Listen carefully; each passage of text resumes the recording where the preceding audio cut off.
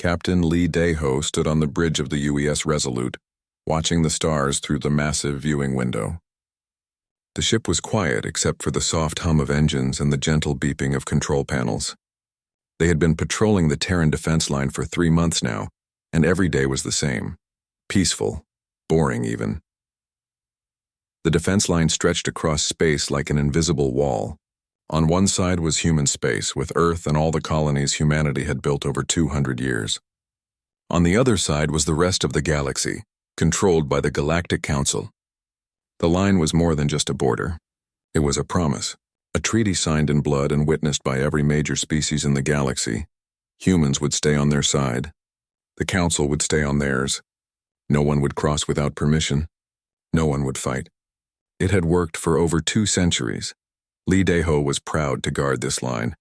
His father had served here before him and his grandfather before that.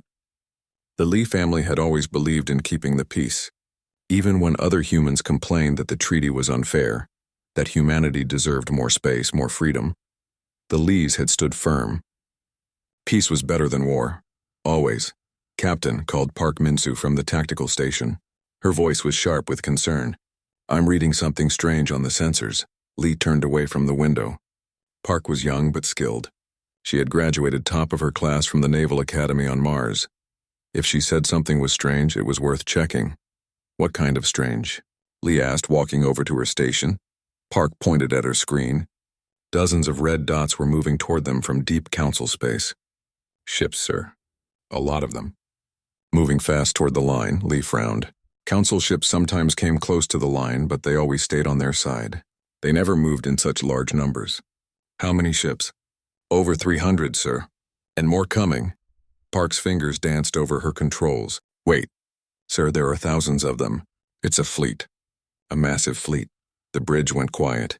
Everyone stopped what they were doing and looked at the tactical display. Even the newest crew members knew what this meant. The Council had never sent such a large force near the line. Not in 200 years. "Open a channel to Earth Command," Lee ordered.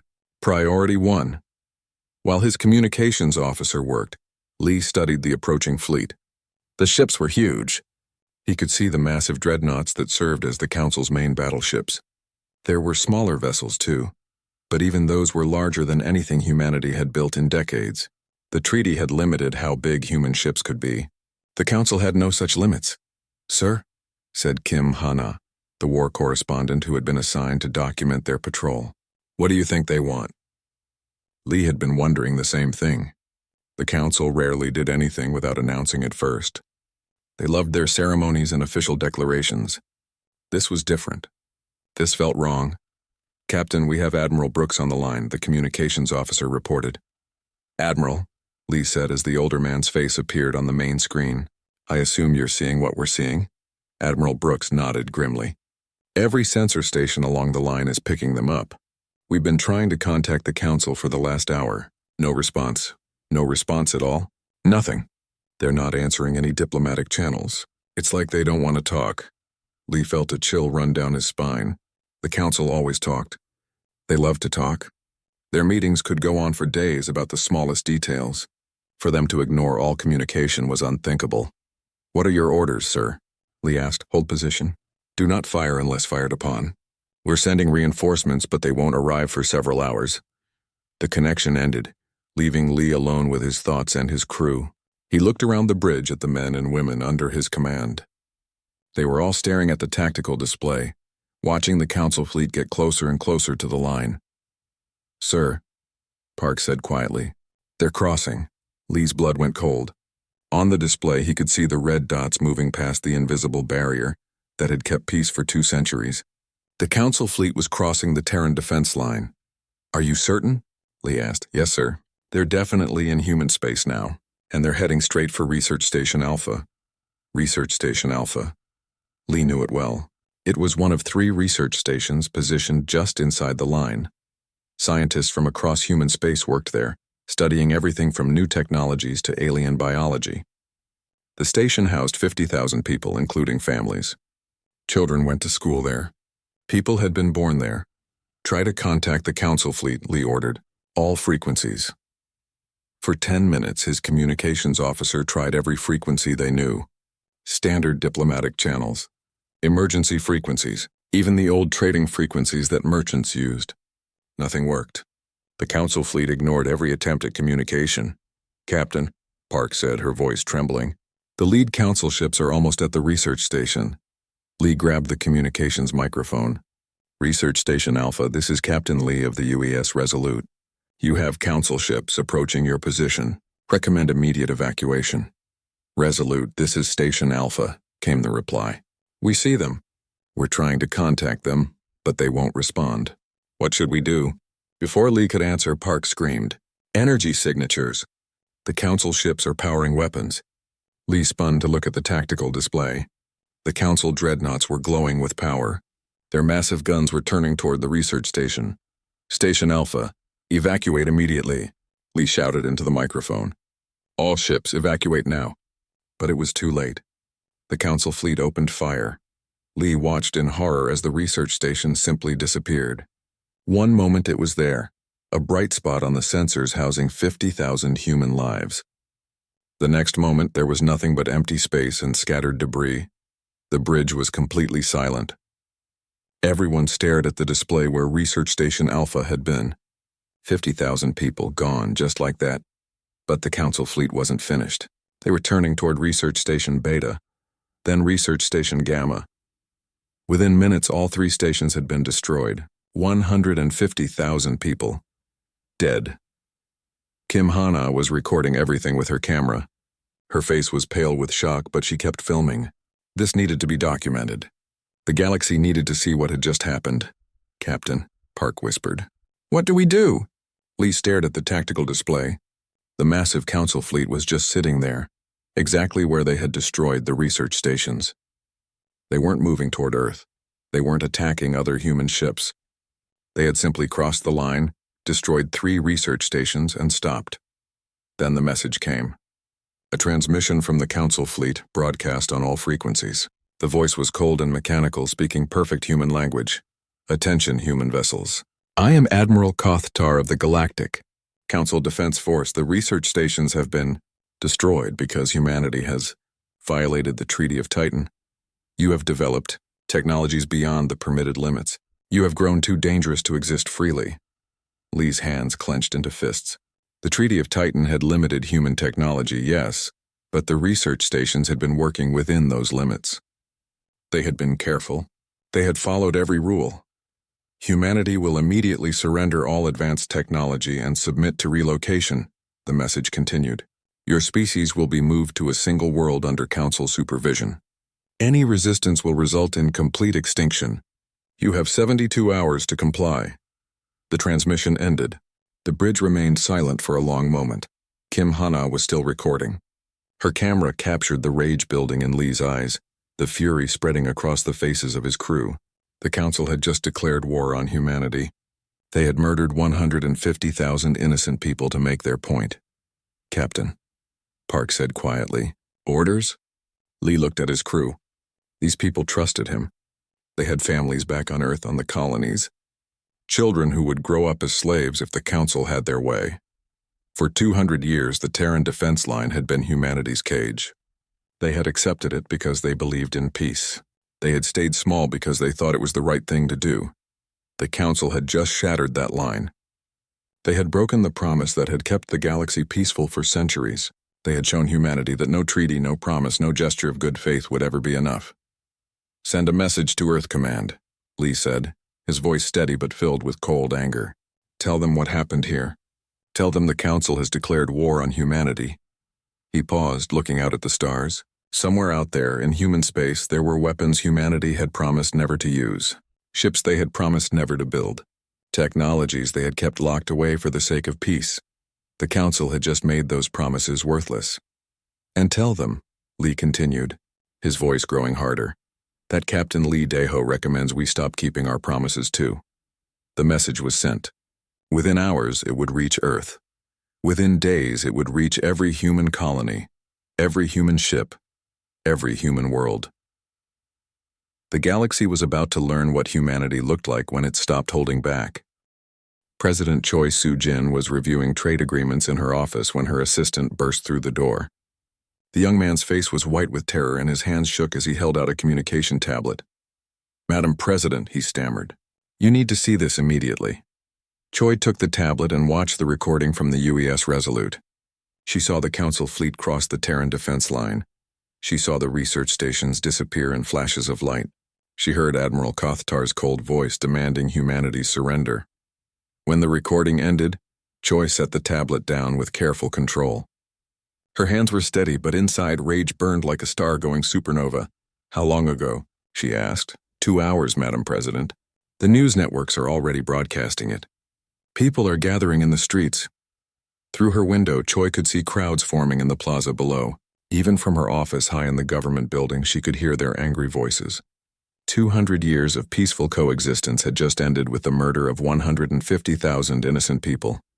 "Get me General Yang," she ordered, emergency priority, "and call an immediate session of the Defense Council." Within minutes, General Yang Tae-woo's face appeared on her wall screen. The old soldier looked grim but determined. Behind him, Choi could see officers rushing back and forth in what was clearly the war room deep beneath the Pentagon. "Madam President," Yang said, "I assume you've seen the footage?" "I have." "What's our current military status?" "We have 47 ships patrolling the line, but they're outnumbered 50-1. The Council fleet isn't moving, but they're not leaving either. They're just sitting there waiting." "Waiting for what?" "For us to surrender, I think. They gave us 72 hours. Choi looked out her window again. The crowds in the plaza had grown larger. People were carrying signs and banners. She couldn't read them from this distance, but she could guess what they said. "No surrender. No retreat. Fight back. General, I need to know our true capabilities, not what the treaty allows us to have. What we actually have." Yang was quiet for a moment. "Madam President, are you asking me to discuss classified military assets?" "I'm asking you to tell me everything." "The treaty is dead, General. The Council killed it when they murdered our people." Yang nodded slowly. "In that case, we have more than the Council thinks we do. Much more." For the next hour, Choi listened as Yang explained humanity's real military strength. The treaty had limited them to small patrol ships and defensive weapons. But humanity had never stopped preparing for the day when the treaty might end. Hidden shipyards throughout human space had been building warships in secret for decades. Not to attack anyone, but to be ready if someone attacked them. The ships were disguised as industrial facilities or mining operations, but they could be activated within days. Then there were the weapons. Technologies that humanity had developed but promised never to use. The Prometheus Defense Initiative had been working on them for 50 years, always claiming they were for peaceful research. "How long to mobilize everything?" Choi asked. "The hidden fleet can be ready in 72 hours, Yang replied. "The new weapons will take longer to install, but Dr. Song believes she can have them ready in a week." Dr. Song Yoo-jin appeared on the screen next to Yang. She was younger than Choi had expected, probably in her 40s with tired eyes and gray streaking her black hair. "Madam President," Song said, "I need you to understand what we're talking about. The quantum fold technology isn't just faster than light travel. It's a complete revolution in physics. Our weapons can bypass any known defense. Our ships can appear anywhere instantly. Is it safe? We've tested it extensively, but we've never used it in combat. We don't know how the Council will respond when they realize what we can do." Choi considered this. The Council had thousands of ships, countless worlds, billions of soldiers, but they had grown comfortable in their superiority. They had ruled the galaxy for so long that they couldn't imagine anyone challenging them. "Doctor, in your professional opinion, can we win?" Song was quiet for a long moment. "Madam President, if we use everything we have, if we hold nothing back, then yes. I believe we can win, but it won't be the same galaxy afterward." Through her window, Choi could see that the crowds had grown even larger. News reports were coming in from every human world. People were angry. They wanted justice for the murdered research stations. They wanted the Council to pay for breaking 2 centuries of peace, but they also wanted leadership. They wanted to know that their government wouldn't abandon them to alien slavery. "General Yang," Choi said, "I want you to begin mobilization immediately. Activate every hidden shipyard. Wake up every mothballed vessel. Call up all reserves." "Yes, Madam President." "Dr. Song, how quickly can you weaponize the quantum fold technology?" "If we work around the clock, we can have the first weapons ready in 5 days." But, Madam President, once we use this technology, there's no going back. The Council will know we have it. Every species in the galaxy will know we have it. Choi nodded. Good, let them know. Let them all know that humanity is no longer content to be caged. She ended the call and sat alone in her office for several minutes. Outside, the crowds were singing now. Old songs from Earth before humanity reached the stars. Songs about freedom and fighting for what was right. Her assistant knocked and entered. Madam President, you have calls from the governors of every colony world. They're all asking the same question. What question? Are we going to fight back? Choi stood up and walked to her window. The plaza below was filled with people now. Thousands of them, maybe tens of thousands. They weren't just angry anymore. They were determined. They were ready. Yes, she said quietly. We're going to fight back. She turned to her assistant. Schedule addressed to the nation. No to all of human space. I want every colony, every ship, every outpost to hear this. And I want it broadcast to the Council as well. What should I tell them you'll be discussing? Choi looked out at the crowds one more time. These people had lived their entire lives under the restrictions of the Treaty of Titan. They had accepted smaller ships, weaker weapons, limited territory because they believed in peace. They had trusted that good faith would be rewarded with good faith. The Council had just proved that trust was a mistake. Tell them, Choi said, that I'll be announcing the end of the Age of Limitations. 2 hours later, President Choi Soo-jin stood before cameras that would broadcast her words to every human world. She had changed from her business suit into the dark blue uniform of the Terran Space Service. On her shoulder were the stars of a fleet admiral, a rank she had earned fighting pirates in the outer colonies before entering politics. My fellow humans, she began, her voice steady and strong. Today the Galactic Council declared war on humanity. They murdered 150,000 innocent people to demonstrate their power. They demand our surrender and our enslavement. She paused, looking directly into the camera. I am here to tell you that humanity's answer is no. We will not surrender. We will not submit. We will not be caged like animals for the amusement of alien masters. Across human space, people stopped what they were doing to listen. In bars and offices, in schools and factories. In ships traveling between the stars, humanity heard their president's words. For 200 years, we have honored the Treaty of Titan. We kept our ships small, our weapons limited, our territory restricted. We did this because we believed in peace. We thought that if we showed good faith, others would show good faith in return. Her voice grew harder. The Council has shown us the value of their good faith. They have shown us what peace means to them. It means our submission. It means our weakness. It means our death whenever they decide we have grown too dangerous to live. She leaned forward, her eyes burning with cold fire. But they have made a mistake. They think we are weak because we chose to limit ourselves. They think we are helpless because we chose to honor our agreements. They are about to learn the difference between choosing to be peaceful and being unable to fight. The broadcast reached the Council fleet as well. Admiral Kothtar watched the human president with amusement. These primitive creatures still thought they could resist the might of the galactic civilization. The Age of Limitations is over, President Choi continued. Humanity will no longer accept restrictions on our growth, our territory, or our destiny. We will no longer ask permission to reach for the stars. She stood up, her voice ringing with authority. To the Galactic Council, I say this. You wanted to see humanity without limitations. You wanted to see what we are capable of when we stop holding back. You are about to get your wish. The broadcast ended. Across human space, the mobilization began. Hidden shipyards revealed themselves and began launching vessels that had been built in secret for decades. Weapons facilities that had been disguised as research stations began producing tools of war that the galaxy had never seen. And in laboratories across human territory, scientists worked frantically to turn their greatest discovery into their greatest weapon. The Council had wanted humanity to show their true nature. They were about to get exactly what they asked for. Admiral Kang Ji-hoo stood in the center of the Neptune shipyard, watching thousands of workers prepare for war. The massive facility had been disguised as a mining operation for 50 years, but now its true purpose was revealed. Warships that had been hidden in the asteroid field were emerging like sleeping giants awakening. The UES Prometheus hung in the center of the yard, the first ship designed around humanity's most advanced technology. It was smaller than the Council's dreadnoughts, but Kang knew that size meant nothing when you could appear anywhere in the galaxy instantly. Admiral, said his aide, Commander Ru Su-jin. The latest reports from the hidden yards. Kang reviewed the data on his tablet.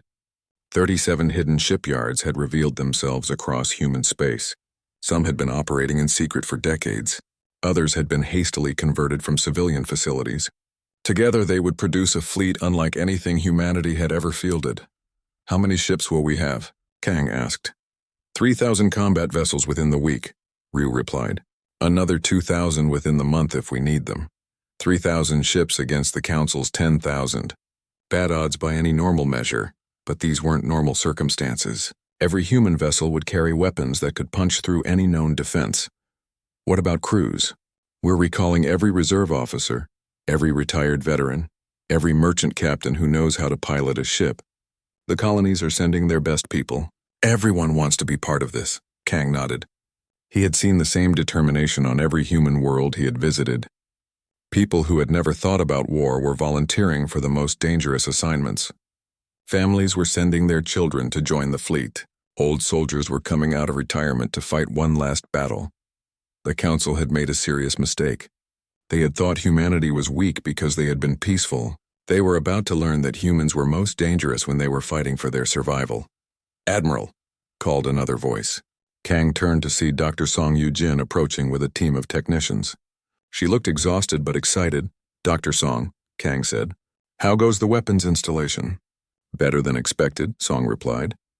The quantum fold technology is easier to weaponize than we thought.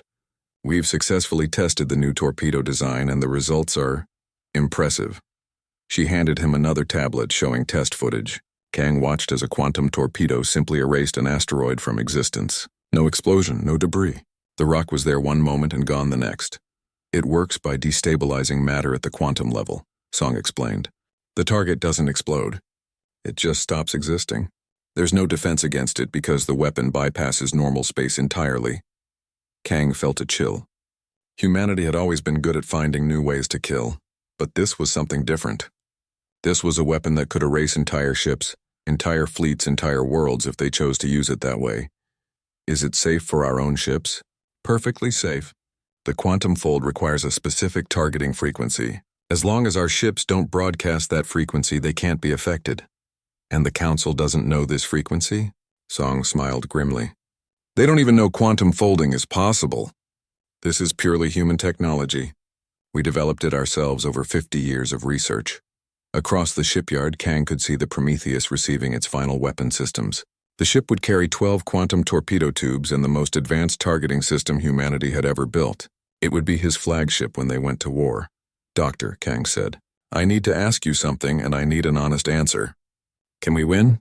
Song was quiet for a moment, watching the technicians work on the Prometheus. Admiral, the Council has more ships, more soldiers, more worlds. But they've been at peace for 200 years. They've forgotten how to fight a real war. They think superior numbers are all they need. She turned to look at him directly.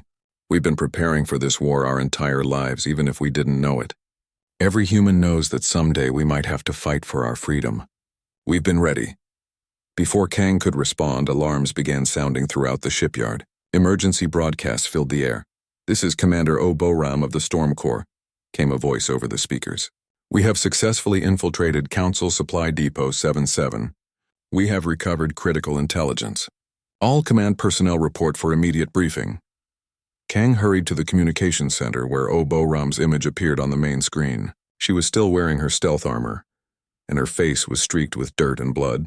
Behind her, other Storm Corps soldiers were loading captured data cores into their transport. Commander O, Kang said. What did you find? O's expression was grim. Admiral, the attack on our research stations wasn't random. The Council has been planning this for years. We found complete battle plans for something called Operation Final Solution. She transmitted the files to the shipyard computers. Kang read through them with growing horror. The Council hadn't just planned to destroy the research stations. They had planned to destroy humanity entirely. They were going to wait until we developed quantum fold technology. O continued. Then they were going to use our own research against us.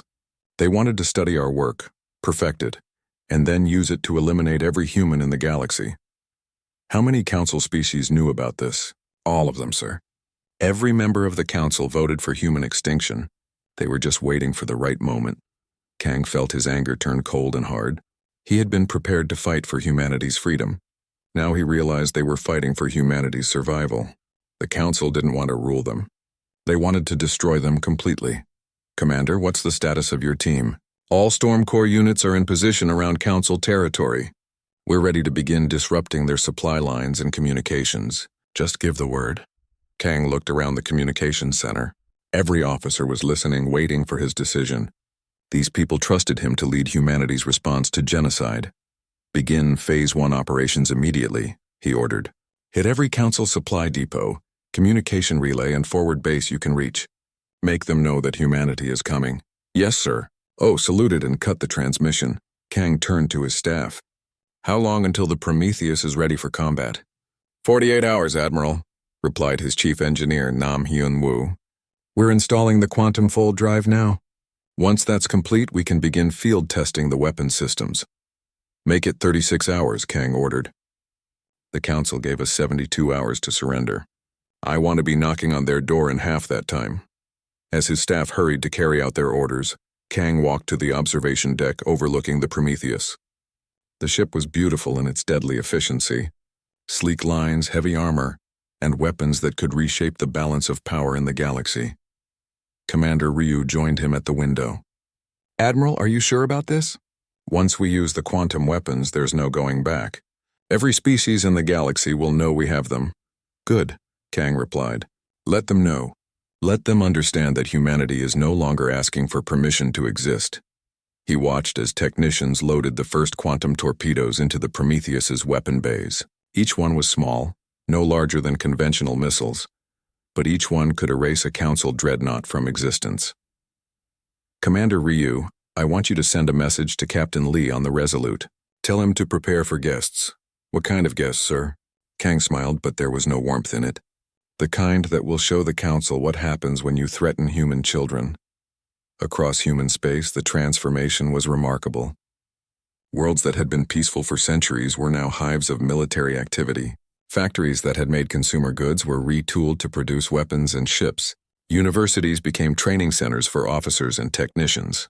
On Mars, the famous terraforming facilities were converted into training grounds for the Storm Corps. On Europa, the ice mining stations became ammunition factories. On Titan, the research centers began producing the most advanced sensors and communications equipment ever designed. Humanity had been peaceful, but they had never been helpless. Every human world had defense forces. Every human ship had weapons. Every human citizen knew how to fight if they had to. Now they had to. Reports came in from across the galaxy as Storm Corps teams struck Council facilities. Communication relays went dark. Supply convoys disappeared. Forward bases reported mysterious equipment failures and unexplained explosions. The Council was learning that humanity's military wasn't limited to the ships they had been allowed to build. Human soldiers could go anywhere, strike anything, disappear before anyone knew they had been there. Engineer Nam Hyun-woo worked 36 hours straight to complete the Prometheus's quantum fold drive installation. When he finally declared it ready for testing, Admiral Kang was the first person to board the ship. Where would you like to test it, Admiral? Asked the ship's captain, Lee Jun-ho. Kang looked at the star charts displayed on the bridge screens. Somewhere out there, the Council fleet was waiting for humanity's surrender. They thought they had delivered an ultimatum to a weak and helpless species. Set course for the Terran defense line, Kang ordered. It's time to show Admiral Kothtar what humanity looks like when we stop being polite. The Kepler Nebula had been chosen as humanity's graveyard. Admiral Kothtar of the Galactic Council positioned his massive fleet among the colorful gas clouds, 10,000 ships arranged in perfect formation. He expected the humans to come begging for mercy, perhaps offering their surrender in exchange for quick deaths. Instead, he got Admiral Kang Ji-hoo and 3,000 human warships that appeared out of nowhere. Impossible, Kothtar hissed as his sensors detected the human fleet materializing around his position. His ships had been watching all the known jump points. No fleet that large should have been able to approach without detection. Admiral, reported his tactical officer. The human ships are surrounding us. They just appeared, all of them at once. Kothtar studied the display. The human vessels were smaller than his dreadnoughts, but there was something different about them. They moved with purpose, spreading out in attack formations that he had never seen before. "Open a channel," he ordered. "Let me speak to whoever leads these primitives." Admiral Kang's image appeared on Kothtar's main screen. The human looked calm, almost relaxed, as if positioning his fleet for battle was routine. "Admiral Kothtar," Kang said politely, "thank you for waiting. We've brought your answer to the Council's ultimatum." "Your answer should be surrender," Kothtar replied. "You are outnumbered more than 3-1. Your primitive weapons cannot pierce our shields. Surrender now and I will make your deaths quick." Kang smiled. "I appreciate the offer, but we'll have to decline. You see, we've brought some new toys to show you." Before Kothtar could respond, the human fleet opened fire. Pilot Bei Yun-ju led the first wave of human fighters. Her squadron launched from the carrier UES Indomitable, small craft that looked insignificant compared to the Council's massive ships. But appearances were deceiving. "Stormwing, this is Storm Leader," Bei said into her radio. "Remember your training. Quantum fold drives allow us to phase through their shields, target their engines and weapon systems, make every shot count." Her fighter dove toward a Council dreadnought, its weapons tracking her approach. The massive ship's defensive guns fired, sending streams of energy that should have vaporized her tiny craft. Instead, Bei activated her quantum fold system and simply passed through the energy beams as if they didn't exist. "Impossible," came a voice over the Council communications. "Our weapons passed right through them." Bei smiled grimly. "That's the point." She fired her quantum torpedoes at point-blank range into the dreadnought's engine section.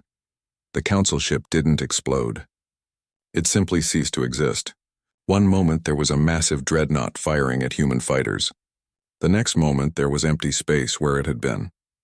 Across the battlefield, human fighters phased through Council defenses and delivered weapons that erased enemy ships from reality.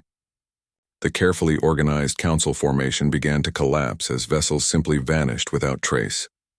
Gunner Lim Seok-jin operated the main weapons aboard the UES Retribution, one of humanity's new battleships. He had trained his entire life for this moment, but nothing had prepared him for the reality of quantum warfare. "Target acquired," he reported to his captain. "Council command ship bearing 270. Fire at will, Gunner Lim." Seok-jin pressed the firing button and watched as his quantum torpedo traveled through normal space toward its target. The Council command ship tried to intercept the weapon with defensive fire, but the torpedo existed in quantum flux. It passed through the defensive weapons and struck the enemy vessel's bridge. The entire forward section of the Council ship simply disappeared. Not destroyed, not exploded, just gone. The remaining sections tumbled through space, their systems failing as they realized they were no longer connected to their command center. "Direct hit," Seok-jin reported. "Target eliminated." Around him, other gunners were achieving similar results. Every human weapon that hit its target removed a Council ship from the battle. The enemy fleet, which had seemed overwhelming minutes earlier, was rapidly shrinking. Admiral Kothtar watched his fleet die with growing panic. His massive dreadnoughts, built to dominate any conventional fleet, were helpless against weapons that ignored the laws of physics as he understood them. "How are they doing this?" he demanded of his science officer. "Unknown, Admiral. Their weapons operate on principles we don't understand. They bypass our shields completely and cause matter to simply stop existing. Can we adapt our defenses? Not without understanding their technology. This is completely beyond our current science." Kothtar realized he was facing the end of Council supremacy. For thousands of years, the Council species had ruled the galaxy through superior technology and overwhelming numbers. Now these humans had developed weapons that made such advantages meaningless. "All ships," he broadcast on all frequencies. "Retreat to Rally Point 7. Full withdrawal." But the humans weren't finished. As the Council fleet tried to flee, Captain Lee Dae-ho led a strike force directly toward the Council's homeworlds. Captain Lee stood on the bridge of the UES Resolute, now equipped with humanity's most advanced systems. The ship that had once been limited to patrol duties was now capable of appearing anywhere in the galaxy instantly. "Captain," reported Specialist John Min-ho from the tactical station. "We've reached Nexus Prime. The Council's capital world is directly ahead." Through the viewing window, Lee could see the beautiful blue-green world that served as the center of galactic government. Massive orbital stations surrounded the planet and defensive fleets patrolled nearby space. It was the most protected world in the galaxy. "Any word from Admiral Kang?" Lee asked. "Yes, sir. The main battle is going well. Council resistance is collapsing. We're clear to proceed with the mission, Lee nodded. His orders were simple but unprecedented. Capture the Council leadership and force them to witness the consequences of their genocide attempt. Storm Corps. Report. Commander Oboram's voice came over the communications. Storm Corps is ready, Captain. We've identified the Council chambers and mapped all security systems. We can be on the ground in 10 minutes. Defensive fleets? 12 dreadnoughts and 40 escort vessels. They're moving to intercept us. Lee looked at the enemy ships approaching his position. Under normal circumstances, a single human ship against an entire defensive fleet would be hopeless. But these weren't normal circumstances. Engage quantum fold systems, Lee ordered. Take us directly to the planet's surface. The Resolute simply vanished from space and reappeared in Nexus Prime's atmosphere, bypassing the defensive fleet entirely. The enemy ships found themselves firing at empty space while the human ship materialized above their capital city. Storm Corps.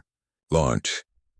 Commander Oboram led her soldiers through the quantum fold transport system directly into the Council chambers. The alien leaders who had voted for humanity's extinction found themselves facing armed humans who had appeared out of thin air. Honored counselors, O said politely, her weapon trained on the chamber's center podium. By order of the Terran Republic, you are under arrest for attempted genocide. The Council leaders, representing dozens of species from across the galaxy, stared at her in shock. Security forces tried to respond, but Storm Corps soldiers had already neutralized them, using weapons and tactics they couldn't counter. This is impossible, stammered Counselor Vextan, a representative of the hegemony species. Humans cannot reach Nexus Prime. Our defenses are impregnable. Your defenses, O replied, were designed to stop conventional attacks. We're not conventional. Above the planet, Captain Lee watched the tactical display as more Council fleets arrived to defend their homeworld. Hundreds of ships, thousands of fighters, all converging on his position. Captain, reported John Minho, we're heavily outnumbered. Should we withdraw?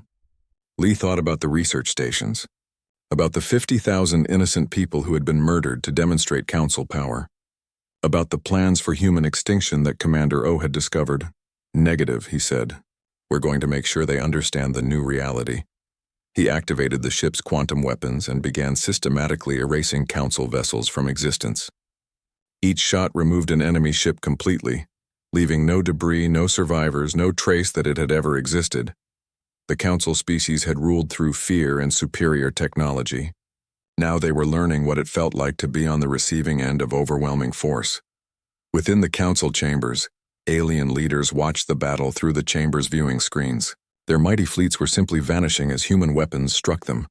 Stop this, demanded Counselor Zethmore of the Maritime Alliance. We can negotiate. We can reach an agreement. Commander O looked at him coldly. You had 200 years to negotiate. You chose genocide instead. We were protecting the galaxy. Human technology is too dangerous. You're proving that right now. We're proving, O replied, that you should have thought about that before you started murdering our people. The battle for Nexus Prime lasted 6 hours. When it was over, the Council's home defense fleet had been completely destroyed. Not a single human ship had been lost. Captain Lee established orbit around the planet and opened communications with the surface.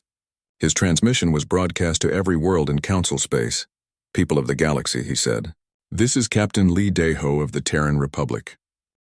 President Choi Soo-jin stood in the former Council chambers on Nexus Prime, looking out at representatives from 200 different species. 6 months ago, these beings had been her superiors, the rulers of galactic civilization who kept humanity caged within the Terran defense line. Now they waited nervously for her to speak, to tell them what the new order would look like. The war had ended 3 weeks ago, when the last Council holdout fleets surrendered rather than face complete annihilation. Admiral Kang's forces had proven that quantum fold technology made traditional warfare obsolete. Ships that could appear anywhere, weapons that could erase matter from existence, soldiers who could bypass any defense. The Council's numerical advantages had become meaningless. Distinguished representatives, Choi began, her voice carrying clearly through the chamber's translation systems. We gather today not as conquerors and conquered, but as species who must learn to coexist in a galaxy that has fundamentally changed. She had chosen her words carefully. Humanity had won the war completely, but they didn't want to become the oppressors they had fought against.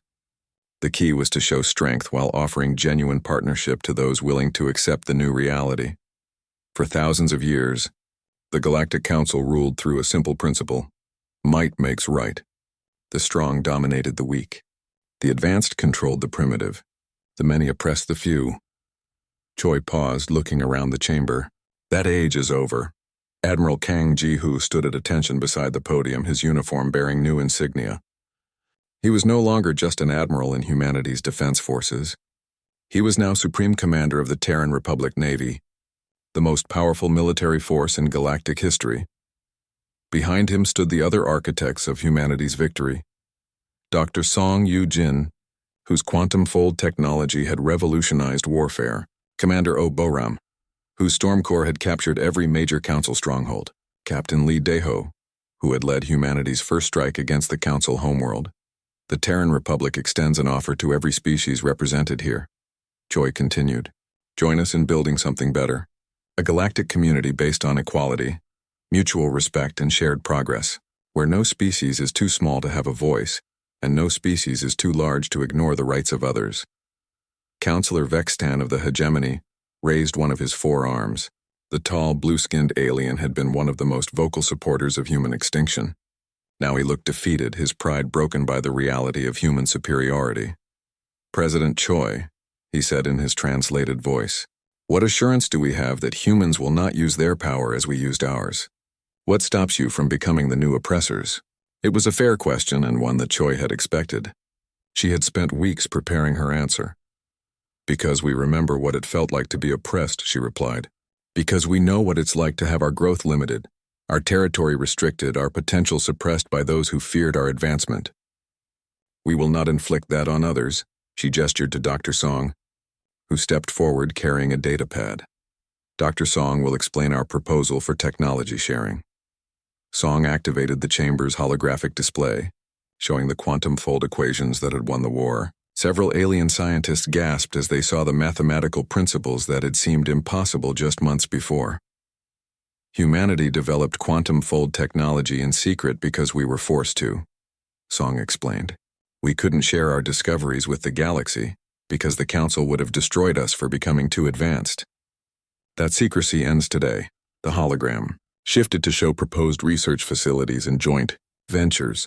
We offer to share this technology with any species willing to work with us in peaceful exploration and development.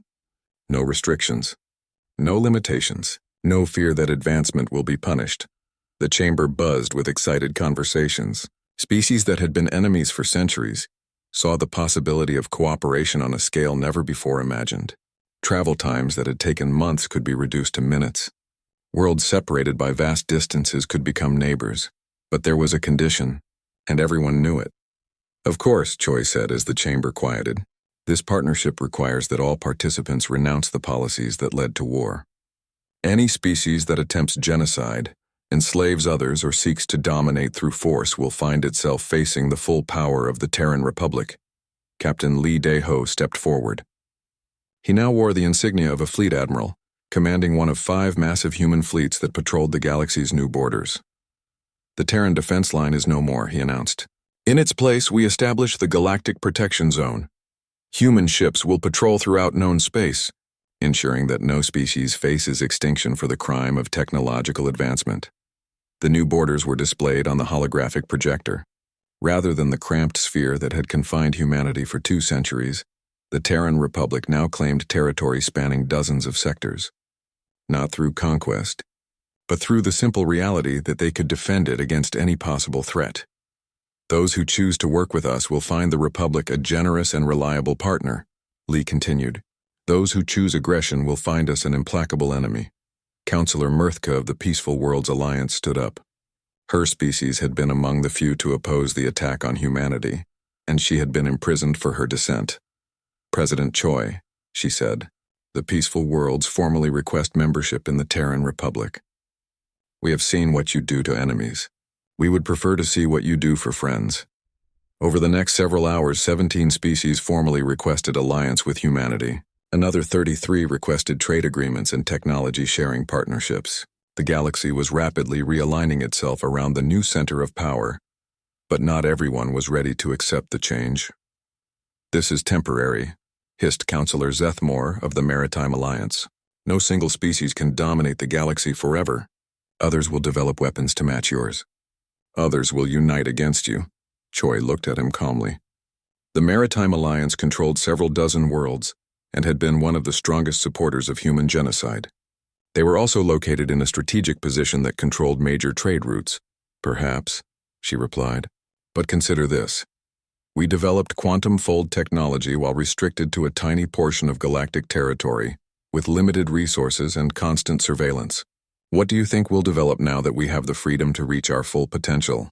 The implication was clear. If humanity had achieved this much while constrained by the Treaty of Titan, their future capabilities were unimaginable. "Dr. Song," Choi said, "please show our friends the preliminary research reports." Song activated another holographic display.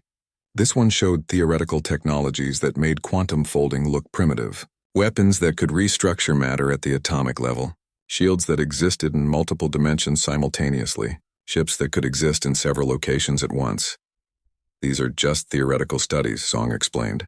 "But now that we have unlimited research freedom and access to the entire galaxy's resources, theory tends to become reality rather quickly." The chamber fell silent. Every species present could see the trajectory. Humanity had been dangerous when they were restricted. Now that they were free, they would become godlike. "But," Song continued, "all of this research will be shared with our partners. Species that work with us will benefit from every breakthrough we make. Species that work against us." She didn't need to finish the sentence. Admiral Kang stepped forward to address the final details of the new order. Effective immediately, all species-specific restrictions on technology development are abolished. No species will be limited in their research or expansion because others fear their potential. The galaxy is large enough for everyone to grow. He activated the tactical display showing human fleet positions throughout known space. However, any species that attempts to develop weapons for aggressive purposes will find their research facilities visited by the Storm Corps. Any species that attacks civilian targets will discover what happens when humanity stops being polite. Commander Oboram nodded from her position, near the chamber's security stations. Her soldiers were invisible but present, ready to deal with any problems. The Storm Corps had become humanity's diplomatic negotiators of last resort. "The old council required subordination," Choi said as the session neared its end. "The new republic requires only that you respect the rights of others to exist and grow.